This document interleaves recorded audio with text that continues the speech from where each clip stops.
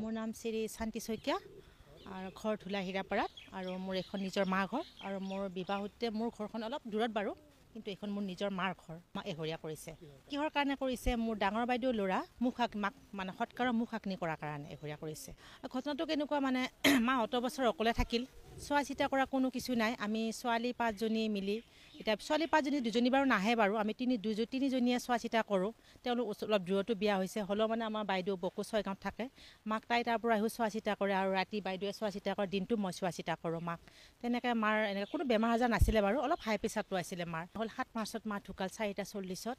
ঢুকোৱাৰ পিছত ইয়াৰ পৰা এখন চোতালৰ পৰা মাক সৎকাৰৰ কাৰণে নিয়া হ'ল সৎকাৰৰ সময়ত শ্মশানতে মানে চোতালতে মানে আমাৰ অসমীয়া পৰম্পৰা মতে প্ৰাৰ্থনা কৰা হয় আৰু কোনে কাম দহা ধৰিব আৰু গিয়াতি ধৰা হয় সেই হিচাপে গোটেইখিনি কাম সম্পূৰ্ণ কৰি শ্মশানত নিয়া হোৱাৰ পিছত শ্মশানত মানে সৰু দাহি এটা মানে এখন মানে হাংগামা সৃষ্টি কৰি দিয়ে কাজিয়া সূত্ৰপাত হয় মানে কাজিয়া সূত্ৰপাত এইটোৱে হয় যে কাম দহা মই ধৰিম সেনেকুৱা এটা সূত্ৰপাত হয় তেতিয়া আমি বাধা প্ৰদান কৰাত এতিয়া ডাঙৰ দাদা ল'ৰাক ধৰিব দিয়ে প্ৰৱেশ টকা তাতে আমি বাধা প্ৰদান কৰা নাই তেওঁক মই আগুৱাই লৈ যাওঁ মানে চুজি লৈ যাওঁ লৈ যোৱাৰ পিছত সৰু ভায়েকে তাক মানে মোৰ হাতৰ পৰা টানি আজৰি আনে যে খুৰাই কৰিব বুলি এতিয়া গম পালোঁ যে এতিয়া ৰাইজ আমাৰ ঘৰত অহা নাই এতিয়া কালি আমাৰ মাৰ দহা আছিলে দহাত মানে আমাৰ জ্ঞাতি বহুতেই প্ৰয়োজন হয়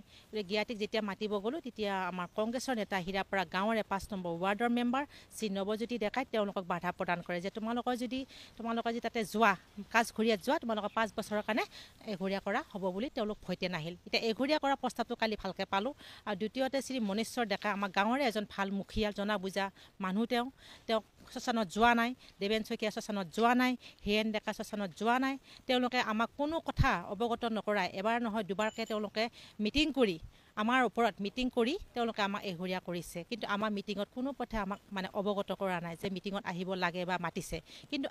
আমাৰ যেতিয়া আমি গম পালোঁ ইটো মুখে সিটো মুখে আমাৰ এঘৰীয়া কৰিছে আমাৰ ঘৰত ৰাইজ অহা নাই সেই মুহূৰ্তে আমি ৰাইজ মাতিছিলোঁ ৰাইজ আমাৰ ঘৰত অনুপস্থিত থাকিল ৰাইজ আমাৰ ঘৰত নাহিল তাৰপিছত এতিয়া এই ঘটনা আৰু মানে ঘটনা এইটোৱে মানে এতিয়া বাইদেউ ল'ৰাই মুখাগ্নি কৰাৰ কাৰণে আমাক এঘৰীয়া কৰিছে এতিয়া মোৰ কিন্তু একো ৰিজন নাই মোক কিহৰ কাৰণে এঘৰীয়া কৰিছে এতিয়া বাইদেউ এবাৰ নহয় দুবাৰ নহয় এই লিলিমা ডেকা 3বাৰকৈ এঘৰীয়া কৰিলে এইবাৰ ফাৰ্ষ্ট টাইম মোক কৰিছে কিভাৱে বান্ধি দিছে এবছৰৰ কাৰণে হয়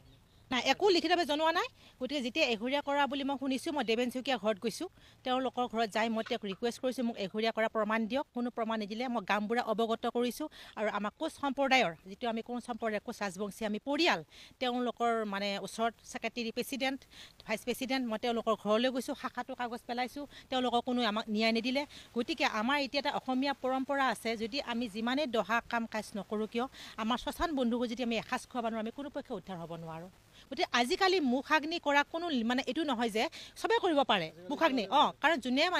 যোনে মানে মাক দায়িত্ব পালন কৰিছে আৰু এইটো এটা কথা যে হ'লেও মই ভৱেশ ডেকাক মই বাধা প্ৰদান কৰা নাই শ্ৰী ৰূপজ্যোতি ডেকা মোৰ ডাঙৰ বাইদেউ ল'ৰা মা মৰা আগত তাক কৈছিল যে পাপা তই যদি মই মৰোঁ কিন্তু মুখাগ্নি তুমিয়ে কৰিবি এই কথাষাৰ তেওঁ মানে কৈ গৈছিল সেইখিনি তেওঁ মানে মূল্য ৰাখিছে এটা সামান্য কথাৰ কাৰণে ইমান ডাঙৰ এটা আমাৰ মানসিকভাৱে যাৰ মৃত্যু শ্মশানত আধা অংশ মানুহ গুচি আহে শ্মশানৰ পৰা তেওঁলোকে কিমান ডাঙৰ এটা ভুল কৰিছে আৰু যদি ভুল কৰিছে আমাক তেওঁলোকে কিবা ভুল দেখিছে আমি ৰাইজ মাতিছোঁ তেওঁলোকৰ ওচৰত আমি মাফ মাৰ্জনা কৰিম তেওঁলোকৰ ওচৰত আঁঠু কাঢ়ি দুহাত জুৰি আমাৰ কি ভুল হৈছে আমাক কি দণ্ড দিয়ে আমি ল'ব প্ৰস্তুত আছিলোঁ কিন্তু সেই উত্তৰ আমি আমাৰ ঘৰত নিমন্ত্ৰণ দিছিলোঁ ৰাইজ আমাৰ ঘৰত নাহিলে আমাৰ অপমান কৰিলে ৰাইজে আমাক আৰু অতদিন মা অকলে থাকিল জীয়াই থাকিল কোনো এটুপি পানী নে বৌয়ে চাব আহিছে আজি 13 দিন বিচনাত পৰি থাকিল এক মৰিব দিনাখন এটা সেৱা সৎকাৰো কাঢ়িব নাহিল আৰু তেওঁৰ নাতি পুত্ৰ একাষাৰ আইতা বুলি একাষাৰি মাতো নিদিলে মৰা আগমুহূৰ্তলৈকে আমাৰ ভাই ককাই দুজন ডাঙৰ দাদা আজি 1.5 বছৰমান আগতে ঢুকাল আৰু সৰু দাদাটি নিজৰ ভাগৰ সম্পত্তি মানে ভাগ কৰি তেওঁ এই হীৰাপাৰা গাঁও ত্যাগ কৰিছে তেওঁ এবাৰ নহয় দুবাৰ নহয় 3বাৰকৈ বিয়া হৈছে প্ৰথম ছোৱালীজন ঘৈণীয়েকজনী শুৱালকুছিৰ পৰা বিয়া কৰাই এটা ছোৱালী জন্ম পৰা 9 মাহতে তেওঁ নিজৰ ঘৈণীয়েকক নিজে মাৰি পেলায় দাদা আছে আহিছে মৃত্যু দিনাখন তেওঁ শ্মশানত গৈছে শ্মশানত যোৱা ৰাইজে তেওঁ একচেপ্ট কৰা নাই কিহৰ কাৰণে তেওঁক ৰাইজে ল'ব নোৱাৰে কাৰণ তেওঁ সমাজৰ বিৰোধী কাৰণ তেওঁ এবাৰ নহয় দুবাৰ নহয় 3বাৰকৈ বিয়া হৈছে কি জাতি বিয়া কৰাইছে এইটো ৰাইজে কৈছে আমি ক'ব নালাগে তেওঁ ৰাইজক সেইটো মুখাগ্নি কৰিব ৰাইজেও তেওঁক বাধা প্ৰদান কৰিছে কিন্তু বাধা প্ৰদান কৰিলেও মানে কি হৈছে মোৰ ডাঙৰ দাদা ল'ৰা শ্ৰী ভৱেশ ডেকাক মুখাগ্নি কৰাবৰ কাৰণে মানে তেওঁলোকে প্ৰস্তুত কৰাইছে কিন্তু প্ৰস্তুত কৰাৰ পিছত মই টানি আজুৰি লৈ যোৱাত সৰু ভায়েকে টানি আজুৰি লৈ আহিছে যে কৰিব দিয়া নহ'ব বুলি আৰু মুখাগ্নি নকৰাই নাই তেওঁলোকে মুখাগ্নি কৰা বুলি ৰাইজে ধৰি লৈছে গতিকে আমি গোটেইখিনি যি জোৱাই গতিকে নাতি পুতি লগ লাগি মাৰ কৰ্মখিনি সম্পূৰ্ণ কৰিম বুলি আমি মানে এটা মানে সিদ্ধান্ত লৈছোঁ আৰু ইতিমধ্যে কৰি গৈ আছোঁ আৰু এতিয়া মূল কাৰণ হৈছে মানে কি হয়, এতিয়া আমাক ৰাইজে এঘৰীয়া কৰিছে, হ'লেও ৰাইজে এঘৰীয়া কৰিছে যদিও মানে এতিয়া লিলিমা ডেকা শ্ৰী শান্তি শইকীয়া মুখ উদ্দেশ্য হৈছে আমি শ্মশানত গৈ মানে বাবলুক মুখাগ্নি কৰাটোৱে মেইন উদ্দেশ্য। মানে ডাঙৰ বাইদেউ ল'ৰাই মুখাগ্নি কৰাটো অপৰাধ, মানে সেইটো কৰিব আমি নালাগিছিল। সেই অপৰাধত মানে শ্ৰী লিলিমা ডেকা আৰু শ্ৰী শান্তি শইকীয়াক এঘৰীয়া কৰা হৈছে। কিন্তু এঘৰীয়া কৰিছে, কিন্তু আমাক কোনো মৌখিকভাৱে কৰিছে, কোনো লিখিত দিয়া নাই। তাৰ উপৰিও আমাৰ কি ভুল হৈছে বুলি ৰাইজক আমি অৱগত কৰোঁ, তেওঁলোকক আমি নিমন্ত্ৰণ কৰোঁ আমাৰ ঘৰলৈকে। গতিকে তেওঁলোক আমাৰ ঘৰত নাহিলে,